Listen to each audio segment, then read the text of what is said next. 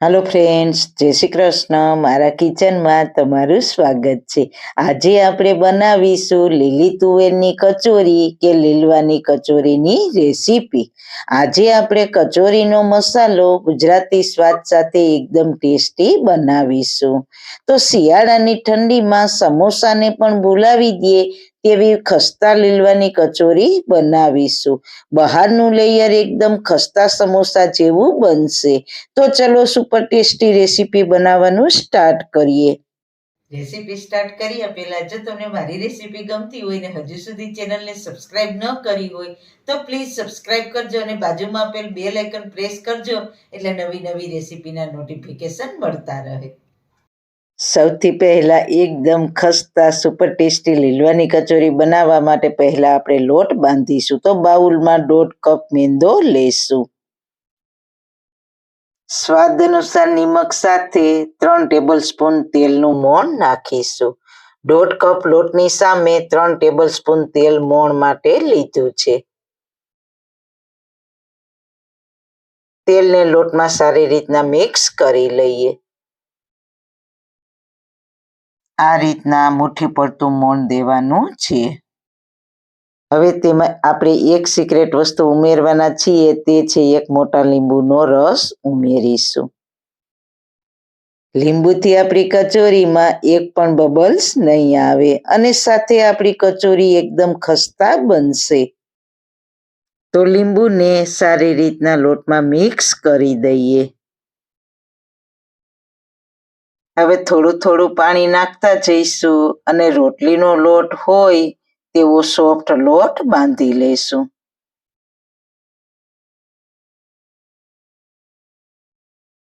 અને લોટને સારી રીતના મસળી લેશું। તો તમે જોઈ શકો છો રોટલીનો લોટ હોય તેવો લોટ છે। તો આ રીતના મસળી લેશું। ફરી તેલવાળો હાથ કરીને 1-2 મિનિટ જેવું લોટને મસળી લેશું। હવે તેને 10 મિનિટનો રેસ્ટ આપીશું। ત્યાં સુધીમાં આપણે કચોરીનો મસાલો તૈયાર કરી લઈએ। તેના માટે મિક્સર જારમાં 4 લીલા તીખા મરચાંના ટુકડા લઈશું। 1 ઇંચ આદુનો ટુકડો, આમાં તમારે લસણ ઉમેરવું હોય તો ઉમેરી શકો, બહુ જ સારો ટેસ્ટ આવશે। મરચાં તમે તમારા ટેસ્ટ પ્રમાણે નાખી શકો છો।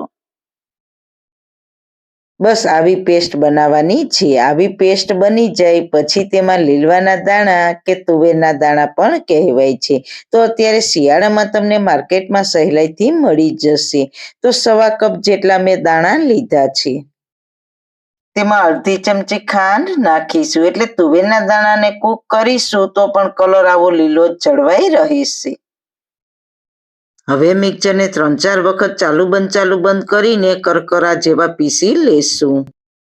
હવે કડાઈમાં 2 ચમચી તેલ ગરમ મૂકીશું। તેલ ગરમ થાય એટલે તેમાં 1 ચમચી સફેદ તલ નાખીશું।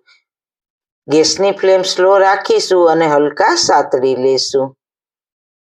અને પછી થોડી હિંગ ઉમેરીને ગેસની ફ્લેમ મીડિયમ કરીને વાટેલા લીલવા કે તુવેરના દાણા અને આદુ મરચાંના મસાલાને તેલમાં ઉમેરી દેશું।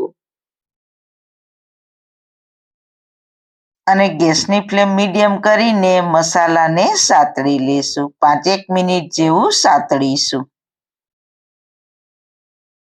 સાથે સ્વાદ અનુસાર નિમક ઉમેરીશું।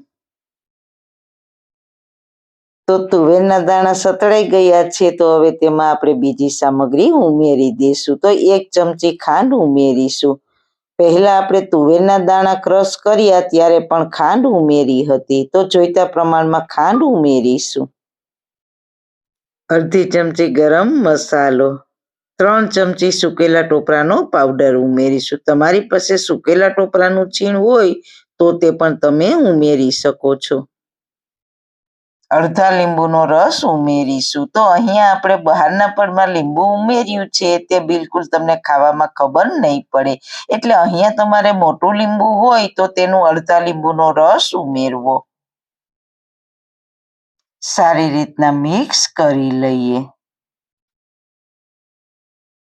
અને ગેસની ફ્લેમ બંધ કરી દઈશું।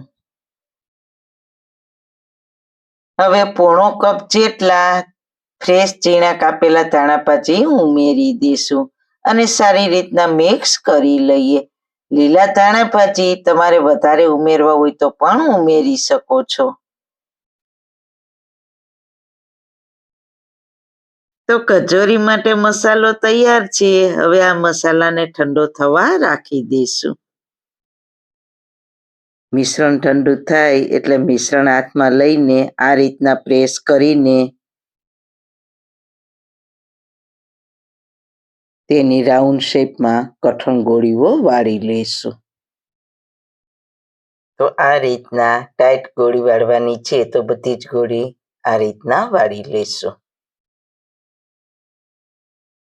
બીજી ગોળીને પણ આપણે તે જ રીતના વાળીશું.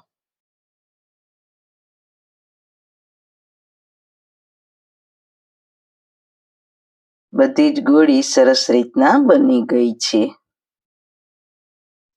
તો લોટને 10 મિનિટ થઈ ગઈ છે, તો સારી રીતના મસળી લઈએ અને પછી નાનો લુવો બનાવીને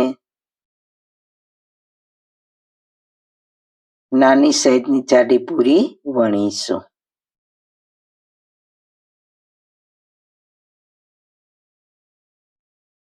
તો હું તમને તેની થિકનેસ બતાવું તો આ રીતના વણવાની છે. હવે આપણે કચોરીના મસાલાની ગોળી વાળીને તૈયાર કરી છે, તે મૂકીને બધી સાઈડથી એકદમ સરસ પેક કરી લેવી અને ઉપર જે વધારાનો લોટ હોય તેને પરફેક્ટ પેક કરીને લોટનો વધારાનો ભાગ લઈ લેવો અને પછી બંને હથેળીથી ફરી રાઉન્ડ કરી લેવું, જેથી કરીને એકદમ સરસ કવર થઈ જાય અને તળતી વખતે ફાટે પણ નહીં.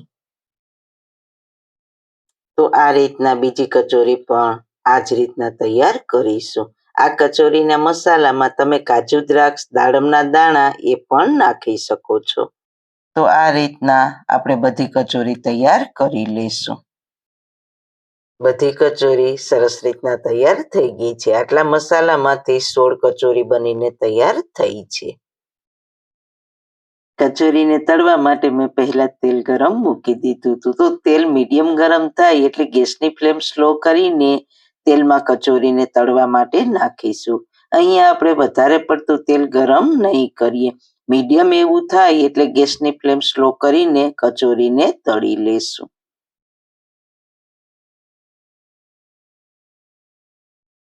થોડી વાર પછી કચોરીની સાઈડ ચેન્જ કરીશું, નહીતર તે નીચેથી લાલ થઈ જશે પણ ઉપરથી સફેદ રહેશે. કચોરીને તળાતા લગભગ 8 થી 10 મિનિટ જેવો સમય સ્લો ફ્લેમ ઉપર લાગશે.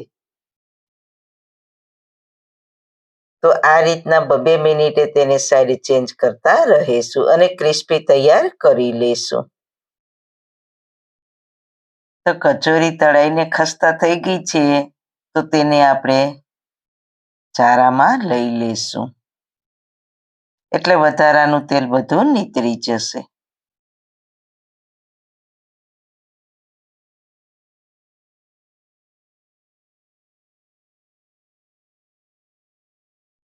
તો તમે જોઈ શકો છો એકદમ સરસ બની છે. તો બીજી કચોરીને પણ તળી લેશું.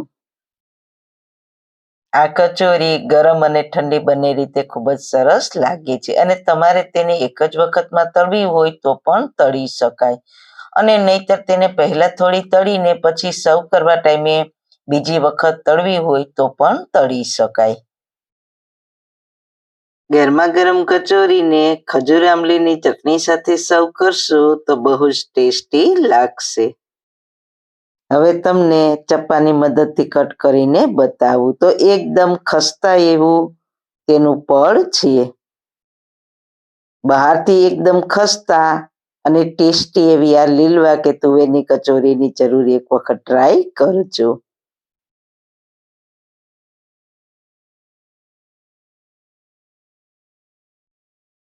તો સારું ખાઓ, ખુશ રહો. આવી સરસ રેસીપી જોવા માટે તમારો ખૂબ ખૂબ આભાર. મારી રેસીપીને લાઈક કરજો, શેર કરજો, મારી ચેનલને સબસ્ક્રાઈબ કરજો. ફરી મળીશું નવી રેસીપી સાથે. જય શ્રી કૃષ્ણ.